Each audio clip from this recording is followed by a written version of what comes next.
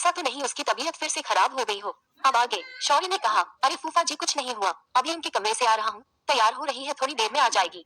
शौर्य ने फिर ऊपर से नीचे वरदान को देखकर कहा, फूफा जी कहीं ऐसा तो नहीं आपके अंदर के पुराने आशिक से रहा नहीं जा रहा बुआ को देखे बिना। वरदान ने हल्के गुस्से में शौर्य को देखा और फिर सांझ के कमरे की तरफ देखते हुए कहा, जा जाकर बहुरानी को ले आ, ऐसा ना हो वह खुद और टेडी बेयर दोनों को तैयार करने में ही लगे रहे। शौर्य ने हंसकर कहा, हाँ हाँ जाकर देखता हूँ सांझ को क्या कर रही है। शौर्य वरदान की बातों को हल्के में ले जाता था, उसे नहीं पता था कि जो बात वरदान मजाक में कहता है वह सच होने वाली है, सांझ हमेशा के लिए उस घर की बहुरानी बनने वाली है।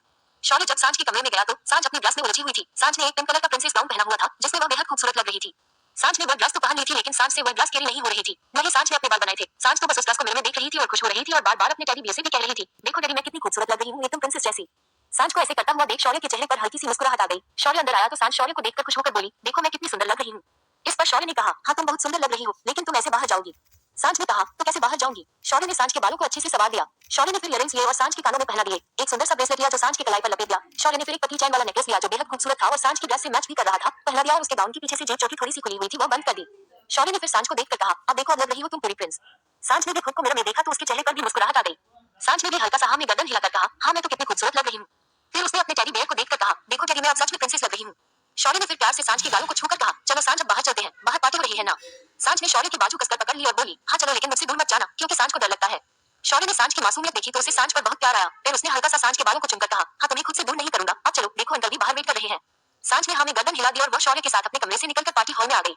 रघुवंशी मेंशन सब तैयार हो गए थे। दिव्यांश और शिवाय तैयार होकर हॉल में बैठे हुए हर्षवर्धन का इंतजार कर रहे थे, जबकि हर्षवर्धन तो अपने कमरे में हीर के साथ वक्त बिता रहा था।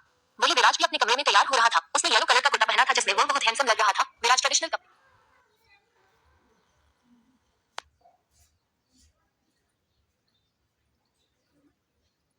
भी पहना था, लेकिन जब पहना था तो बहुत स्मार्ट लगता था। विराज पिछले 20 मिनट से अपने कुर्ते के बटन को लगाने की कोशिश कर रहा था, लेकिन वह बटन उसे लग ही नहीं रहा था। विराज अब बहुत बुरी तरह इरिटेट हो गया था।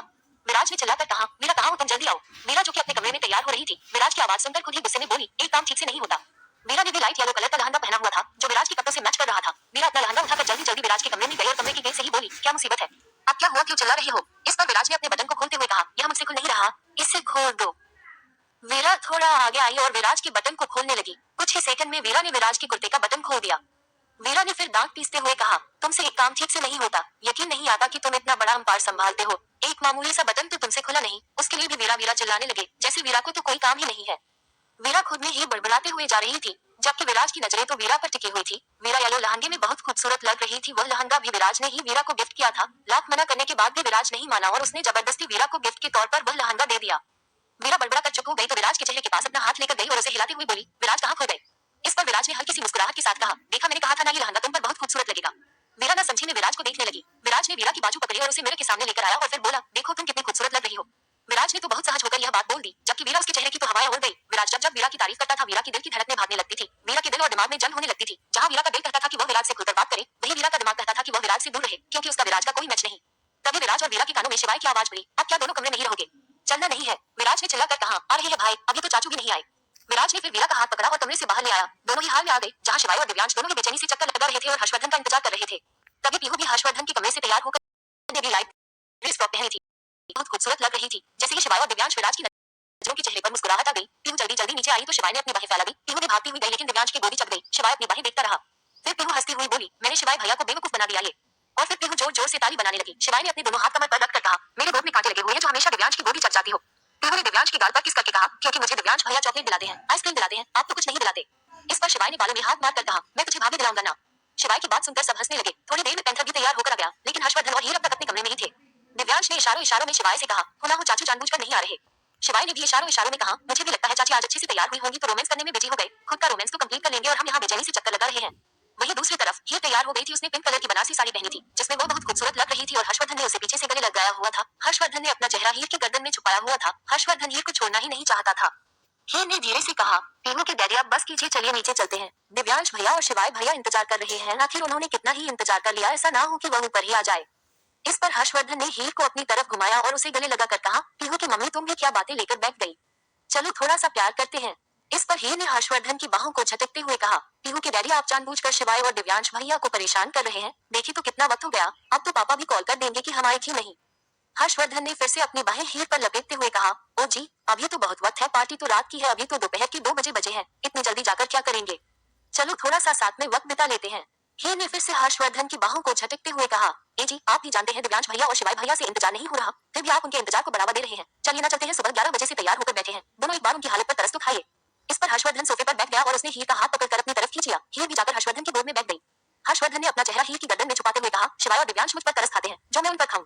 हर्षवर्धन धीरे धीरे हीर को किस करने लगा। किस करते करते हीर भी हर्षवर्धन को महसूस करने लगी। वहीं दूसरी तरफ शिवाय ने दांत पीसते हुए दिव्यांश से कहा, ये हमारे बाप का भाई कुछ ज्यादा ही जालिम है। दिव्यांश ने भी कहा, हाँ पता नहीं खुद को क्या समझते हैं। वीरा तो सबको देखकर मन ही मन हंस रही थी। वीरा को भी अब दिव्यांश और शिवाय की हालत पर तरस आ रहा था, लेकिन बेचारी कर भी क्या सकती थी। दिव्यांश ने जब वीरा को देखा तो वीरा ने अपनी हंसी कंट्रोल कर ली। दिव्यांश ने हंसकर कहा, नहीं नहीं हंस लो, हमें तो खुद अपनी हालत पर हंसी आ रही है, तुम भी हमारी हालत पर हंस लो, आखिर कर भी क्या सकते हैं। चाचू को हम पर तरस ही नहीं आ रहा। वही अभी हर्षवर्धन हीर की खूबसूरती में डूबा हुआ था। हर्षवर्धन हीर के साथ हाथ पार करता उससे पहले हीर ने हर्षवर्धन को रोकते हुए कहा, बहुत हुआ पीनू की बेटी, अब चुपचाप नीचे चलिए। हर्षवर्धन के चेहरे पर एक मुस्कान आ गई। हर्षवर्धन ने कहा, तो लगता है तुम्हें भी दिव्यांश और शिवाय पर तरस आ रहा है। हीर ने मुंह बनाकर हाँ में गर्दन हिला दी। फिर हीर ने अपनी साड़ी ठीक की और हर्षवर्धन के कपड़े भी ठीक किए और फिर हर्षवर्धन को खींचती हुई कमरे से बाहर ले आई। तीनों ने नजर उठाकर देखा तो हर्षवर्धन हीर दोनों ही नीचे आ रहे थे। हर्षवर्धन ने आज लाइट पिंक कलर का कुर्ता पहना था। दिव्यांश और शिवाय दोनों ही हर्षवर्धन को गुस्से में घूर रहे थे। वही हर्षवर्धन के चेहरे पर हल्की सी मुस्कान थी। शिवाय ने हल्के गुस्से में कहा, क्या बात है चाचू, आज तो आपके चेहरे की मुस्कुराहट बता रही है कि आज आप हमारी सगाई से बहुत खुश हैं। इस पर हर्षवर्धन ने भी हल्का सा मुस्कुराकर कहा, हाँ बिल्कुल, भला मेरे भतीजे इतने बड़े हो गए कि शादी करने जा रहे हैं तो मैं खुश नहीं होऊंगा। शिवाय कुछ बोलता है उससे पहले ही हीर ने हर्षवर्धन की बाजू पकड़कर उसे बाहर की तरफ ले जाते हुए कहा, बस कीजिए, पीनू की डैडी क्यों परेशान कर रहे हैं। चलिए अब चलते हैं, काफी देर हो गई। हर्षवर्धन जा तो हीर के साथ रहा था, लेकिन पीछे पलट कर दिव्यांश और शिवाय को मुस्कुरा कर देख रहा था, जिसका साफ मतलब था कि वह अपने दोनों भतीजे को चिढ़ा रहा है। हर्षवर्धन की मुस्कुराहट देखकर विराज और पैंथर से रहा नहीं गया और वह जोर जोर से हंसने लगे। दिव्यांश ने विराज की सिर पर मारकर कहा, तुझे बड़ी हंसी आ रही है, अब चल चलते हैं। वहीं दूसरी तरफ वरदान काफी देर से वंशिका का इंतजार कर रहा था, लेकिन वंशिका अब तक तैयार होकर नीचे नहीं आई। वरदान की नजर बार बार वंशिका के कमरे की तरफ जा रही थी। वरदान वंशिका को देखना चाहता था, क्योंकि वंशिका जब से राजावत हाउस आई थी तब से एक बार भी तैयार नहीं हुई थी। आज वह देखना चाहता था कि जब वंशिका तैयार होती है तो कैसी लगती है। बेशक दोनों के बीच 18 साल से दूरियां थी, लेकिन वरदान अब भी वहीं खड़ा था जहां वह 18 साल पहले खड़ा था। आखिरकार वरदान का इंतजार खत्म हो गया और वंशिका अपने कमरे से निकलकर हाल में आने लगी। वंशिका ने ब्लू कलर की साड़ी पहनी थी। वंशिका ने पहली बार इतना डार्क कलर पहना था, जिसमें वह बहुत खूबसूरत लग रही थी। वरदान तो वंशिका को ही देख रहा था। अचानक ही उसने अपने कपड़ों की तरफ देखा तो वरदान ने भी ब्लू कलर का कुर्ता पहना हुआ था और उसके चेहरे पर ही देखकर एक मुस्कुराहट आ गई। जाने अनजाने ही सही, लेकिन वरदान और वंशिका के कपड़े मैच कर गए। फाइनली वंशिका नीचे आ गई, लेकिन वंशिका ने एक बार भी वरदान की तरफ नहीं देखा। एक तो पहले ही वंशिका शर्माती थी और दूसरा उसकी हिम्मत आज वरदान की तरफ देखने की नहीं थी, इसलिए वह जाकर आर्या और दृष्टि के पास खड़ी हो गई। आर्या और दृष्टि ने दोनों ने ही गाउन पहना था, जिसमें वह बेहद खूबसूरत लग रही थी। थोड़ी देर बाद हर्षवर्धन भी अपने भतीजों को लेकर वहां आ गया। वरदान और शौर्य ने बहुत ही इज्जत के साथ उनका स्वागत किया। हर्षवर्धन ने फिर नजर घुमाकर देखा तो रूही अभी तक नहीं आई थी। हर्षवर्धन को रूही का न मिलना कहीं ना कहीं खटक रहा था। हर्षवर्धन ने दिव्यांश को देखकर कहा, क्या तुमने रूही को इन्फॉर्म नहीं किया। दिव्यांश बोला, चाचू आती ही होगी। तभी बाहर बुलेट रुकने की आवाज आई। हर्षवर्धन शिवाय दिव्यांश सबने बाहर की तरफ देखा तो वह राजवीर की बुलेट थी और वही उसके पीछे बैठी थी। राजवीर ने आज खरीद सूट पहना हुआ था। वही रूही ने एक रेड कलर का फ्रॉक सूट पहना था, जिसमें वह बहुत खूबसूरत लग रही थी। रूही भी अंदर आई और आते ही हर्षवर्धन की गले लग गई। हर्षवर्धन ने कहा, इतना लेट क्यों हो गई। इस पर रूही बोली, वो राजवीर की बाइक खराब हो गई थी। रूही के पीछे पीछे राजवीर भी राजावत हाउस के अंदर आ गया। राजवीर को देखकर हर्षवर्धन ने राजवीर को भी गले लगा लिया। दिव्यांश की नजर जब दृष्टि पर पड़ी तो उसकी नजर दृष्टि पर ही ठहर गई। दृष्टि लवेंडर कलर के गाउन में बहुत खूबसूरत लग रही थी। दिव्यांश को तो यकीन ही नहीं हो रहा था कि उसकी दृष्टि हमेशा के लिए उसकी हो जाएगी। वहीं दूसरी तरफ शिवाय ने जब आर्या को देखा तो उसकी नजरें भी आर्या पर टिक गई। आर्या ने भी स्काई ब्लू कलर का गाउन पहना था, जिसमें वह बेहद खूबसूरत लग रही थी। शिवाय से तो रुका ही नहीं गया और वह सीधा जाकर आर्या के गले लग गया। शिवाय ने आर्या को गोद में उठाकर घुमा दिया। ये देखकर पार्टी में आए सभी लोग हंसने लगे। थोड़ी देर बाद सगाई की रस्म शुरू होने लगी। शौर्य ने भाई होने के नाते दिव्यांश और शिवाय का टीका किया और उन्हें बहुत सारे गिफ्ट दिए। टीके की रस्म होने के बाद दिव्यांश ने दृष्टि को अंगूठी पहना दी और सबने क्लैपिंग की। शिवाय ने भी आर्या को अंगूठी पहना दी। इस पर वरदान ने वंशिका की तरफ देखा तो वंशिका ने अपनी नजरें झुका दी। पैंथर पूर्व के पीछे जाकर उसके कान में धीरे से बोला, अब तो सर की शादी हो गई, तुम्हारा क्या ख्याल है। हम शादी कब करेंगे। पूर्व ने कहा, इस जन्म में तो मैं तुमसे शादी करूंगी नहीं, तो बेहतर होगा अपनी आशिकी का टोकरा लेकर कहीं और चले जाओ। पूर्व तुम्हारी बातों में आने वाली नहीं है। वही हीर हर्षवर्धन भी उन सबको देख रहे थे। दिव्यांश ने दृष्टि का हाथ पकड़ा और उसे लेकर हर्षवर्धन के पास आया और फिर उसने झुककर हर्षवर्धन के पैर छू लिए। दृष्टि ने भी अंदाजे से ही हर्षवर्धन के पैर छुए। फिर वो हीर के पैर छूने लगे। हीर बहुत ज्यादा अनकंफर्टेबल फील कर रही थी, क्योंकि वह दिव्यांश से छोटी थी, लेकिन हर्षवर्धन के कहने पर हीर ने भी अपने पैर छुआ लिए। हर्षवर्धन और हीर दोनों ने मिलकर दिव्यांश और दृष्टि को बहुत सारा आशीर्वाद दिया, जिसे सुनकर दृष्टि के चेहरे पर हल्की सी मुस्कुराहट आ गई और दिव्यांश ने दृष्टि का माथा चूमकर कहा, तुम देखना मेरे चाचू का आशीर्वाद हमें जरूर फलेगा। शिवाय भी आर्या को लेकर हर्षवर्धन के पास आया और शिवाय आर्या ने भी हर्षवर्धन और हीर के पैर छुए। हर्षवर्धन और हीर ने दोनों को फिर से आशीर्वाद दिया और दोनों ही खुश हो गए। शिवाय, दिव्यांश, आर्या, दृष्टि चारों ने वरदान के भी पैर छुए और वरदान ने भी उन्हें बहुत सारा आशीर्वाद दिया। धीरे धीरे सब डांस करने लगे। वीरा और विराज तो जैसे रुकने का नाम ही नहीं ले रहे थे। उन दोनों ने तो जमकर डांस किया। पैंथर भी पूर्वी को लेकर जबरदस्ती डांस पर आ गया और वह भी बहुत मस्ती में डांस करने लगे। खूब सारा डांस करने के बाद सब कपल डांस करने लगे।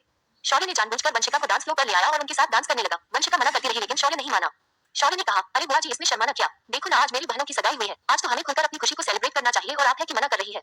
शौर्य के बहुत ज्यादा फोर्स करने पर वंशिका शौर्य के साथ डांस करने लगी। शौर्य वंशिका जब डांस कर रहे थे तो दोनों ही खिलखिलाकर हंस रहे थे, क्योंकि वंशिका को डांस करना आता नहीं था और शौर्य उन्हें डांस करना सीख रहा था। वहीं दूसरी तरफ वरदान भी सांझ के साथ डांस कर रहा था, लेकिन सांझ को तो जैसे डांस करना आ ही नहीं रहा था। वरदान ने कहा, बच्चा बहुत आसान है, इसमें डरने वाली क्या बात है, देखो ऐसे करो ऐसे करो। सांझ भी वरदान के साथ कंफर्ट महसूस करके डांस करने लगी। वरदान भी सांझ को बच्चों की तरह ट्रीट करता था। तभी अचानक से पार्टनर चेंज हुए और वंशिका घूमकर वरदान के पास चली गई और सांझ शौर्य के पास आ गई। सांझ जैसे ही शौर्य के पास आई, उसके चेहरे पर बड़ी सी मुस्कुराहट आ गई, क्योंकि वह सबसे ज्यादा कंफर्ट शौर्य के साथ ही महसूस करती थी। शौर्य भी सांझ को खुश देखकर खुश हो गया। वही वंशिका जब वरदान के पास गई, तो वंशिका के दिल की धड़कनें तेज हो गई। वंशिका नजर झुकाकर जाने लगी, तो वरदान ने वंशिका की कमर पर हाथ रखकर खुद से सता लिया। वंशिका की तो जैसे सांस ही अटक गई। वह आज पूरी पार्टी में वरदान को इग्नोर कर रही थी, लेकिन वरदान नहीं चाहता था वंशिका उसे इग्नोर करे। इस वक्त न तो वंशिका रिएक्ट कर रही थी और न ही वरदान, लेकिन वरदान ने वंशिका को खुद से दूर नहीं किया और उसके साथ कपल डांस करने लगा। वरदान की नजर वंशिका पर ही टिकी हुई थी और वंशिका वह तो नजरें झुकाए हुए धीरे धीरे डांस कर रही थी। जहां सांझ शौर्य के साथ वो खुलकर डांस कर रही थी और शौर्य के साथ मस्ती कर रही थी, वही वरदान के पास आते ही वंशिका की सारी मस्ती धीमी पड़ गई। वही शिवाय लगभग आर्या को गले लगाकर ही डांस कर रहा था और दिव्यांश वह भी बस दृष्टि की खूबसूरती में खो गया था। विराज जिसने देव को गोद दिया हुआ था, वह बोला, तू भी खुश हो जा, तेरे बाप की सगाई है और कुछ दिनों बाद तेरे बाप की शादी है। ये सुनते ही देव के चेहरे पर हल्की सी मुस्कान आ गई और विराज ने झुककर देव के माथे को चूम लिया। देव को तो पता भी नहीं था कि वह कितने लाड प्यार से पलने वाला है। वही राजवीर और रूही भी कपल डांस कर रहे थे। राजवीर रूही से नजर नहीं मिला रहा था, क्योंकि उसे कहीं ना कहीं डर था रूही उससे पिछली रात के बारे में सवाल न करने लगे। वैसे तो राजवीर ने रूही को झूठ बोलकर टरका दिया था, लेकिन फिर भी राजवीर के दिल में कहीं ना कहीं ये बात बैठ गई थी कि रूही उस रात का जिक्र जरूर करेगी। राजवीर को कहीं ना कहीं खुद पर गुस्सा भी आ रहा था कि उसने नशे की हालत में अपना लव कन्फेशन कर दिया। वही रूही कंटिन्यू राजवीर को देख रही थी और उसे महसूस करने की कोशिश कर रही थी। रूही ने भी मन ही मन कहा, मैं जानती हूँ तुमने मुझे उस रात झूठ बोला था, लेकिन मैं बात को बढ़ाना नहीं चाहती। उम्मीद करती हूँ आज के बाद तुम ऐसा कुछ नहीं कहोगे। थोड़ी देर बाद पार्टनर फिर चेंज हुए और पीहू भागती हुई राजवीर के पास आकर बोली, अब पीहू आपके साथ डांस करेगी जीजू। राजवीर ने पीहू को गोद में उठा लिया और उसके साथ हल्का हल्का डांस करने लगा। राजवीर और पीहू की अलग ही बॉन्डिंग थी, दोनों ही एक दूसरे के साथ खुश रहते थे। पीहू राजवीर के साथ बहुत हंसती थी और ये देखकर कहीं ना कहीं रूही को अच्छा लगता था। राजवीर धीरे धीरे रूही के दिल में जगह बना रहा था और रूही को इस बारे में पता भी नहीं था। पार्टनर चेंज हुए तो सांझ घूमकर दिव्यांश के पास आ गई। दिव्यांश अभी तक सांझ से नहीं मिला था। सांझ ने दिव्यांश को देखा तो थोड़ा डर गई, उसकी आंखों से आंसू टपकने लगे। दिव्यांश ने सांझ को चुप करवाते हुए कहा, अरे तुम रोने क्यों लगी? कुछ नहीं हुआ, देखो जरा मेरी तरफ। लेकिन सांझ का रोना कम नहीं हुआ। तभी वहां शौर्य आ गया। शौर्य को देखकर सांझ ने जल्दी से शौर्य को गले लगा लिया। शौर्य ने सांझ की कमर रब करते हुए कहा, सांझ डरने की जरूरत नहीं है। लेकिन सांझ तो शौर्य के सीने में घुसी जा रही थी। उसने एक बार भी दिव्यांश की तरफ नहीं देखा। दिव्यांश ने शौर्य की तरफ देखकर कहा, शौर्य ये लड़की कौन है? इस पर शौर्य ने कहा, मुझे नहीं पता, पर मैं इसके बारे में पता लगाने की कोशिश कर रहा हूँ। दिव्यांश की नजर सांझ से हट ही नहीं रही थी। दिव्यांश को सांझ का साइड फेस दिखाई दे रहा था। दिव्यांश ने कहा, शौर्य पता नहीं ऐसा क्यों लग रहा है, मैंने इस लड़के को पहले भी कहीं देखा है। ये सुनते ही शौर्य के कान खड़े हो गए। शौर्य ने दिव्यांश को देखकर कहा, हाँ दिव्यांश मुझे भी ऐसा ही लगता है, जैसे मैंने इस लड़की को पहले भी कहीं देखा है, लेकिन याद नहीं आ रहा कहाँ देखा है।